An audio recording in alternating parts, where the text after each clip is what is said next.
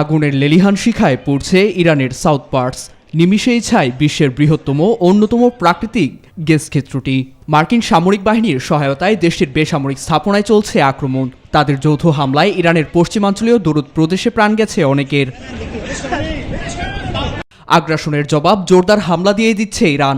ছুটছে খোরামশা ও কাশেম নামের নতুন ক্লাস্টার ক্ষেপণাস্ত্র, যার আঘাতে বিপর্যস্ত ইসরায়েলের তেল আবিব সহ পার্শ্ববর্তী একাধিক এলাকা। যুক্তরাষ্ট্রকে অন্ধ সমর্থন দেয় খেসারত দিচ্ছে মধ্যপ্রাচ্যের দেশগুলো। মার্কিন সেনাঘাঁটি, দূতাবাসের পাশাপাশি জ্বালানি স্থাপনাগুলো পরিণত হয়েছে ইরানের লক্ষ্যবস্তুতে। তাদের ক্ষেপণাস্ত্র ও ড্রোন হামলায় কাতারের প্রধান এলএনজি স্থাপনা রাস লাফফান, মিনা আল আমাদি, কুয়েতের মিনা আবদুল্লাহ, সংযুক্ত আরব আমিরাতের হাফসান গ্যাস ক্ষেত্র ও বাব তেল ক্ষেত্র এবং সৌদির সামরেফ রিফাইনারি এখন অকেজো।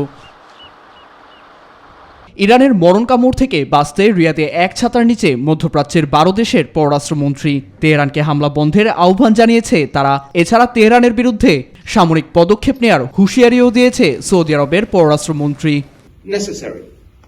আমরা রাজনৈতিকভাবে পাল্টা আঘাত হানব, প্রয়োজন মনে হলে আমরা সামরিক পদক্ষেপ নেয়ার অধিকারও রাখি। রাজ্যের নেতৃত্ব প্রয়োজনীয় সিদ্ধান্ত নেবে। দেশ ও অর্থনৈতিক সম্পদ রক্ষা করতে পিছপা হব না। ইরানকে বাগে আনতে হরমুজ প্রণালীকে নতুন হাতিয়ার বানানোর পায়তারা করছে যুক্তরাষ্ট্র। হরমুজ সহ লোহিত সাগরকে নিরাপদ রাখার অজুহাতে আরও মার্কিন সেনা মোতায়েনের ছক করছে তারা। এছাড়া পশ্চিমাদের সামরিক জোট ন্যাটো বদলেছে তাদের সুর।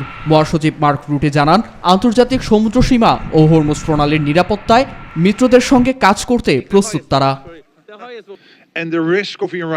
হরমুজ প্রণালীর বিষয়ে মিত্র দেশগুলির সঙ্গে যোগাযোগ করছি। প্রণালীটি পুনরায় খুলে দিতে হবে। অগ্রগতির জন্য সম্মিলিতভাবে কাজ করতে হবে। যুক্তরাষ্ট্র ও তার মিত্ররা আগ্রাসী হলেও নিজেদের অবস্থানে অনড় তেহরান। পরমাণু ইস্যুতে ন্যায্য আলোচনা ও পারস্য অঞ্চল থেকে মার্কিন সেনা প্রত্যাহার না হওয়া পর্যন্ত লড়াই চলবে বলে সাফ জানিয়েছে তেহরান। নীরব দাস, নিউজ 24।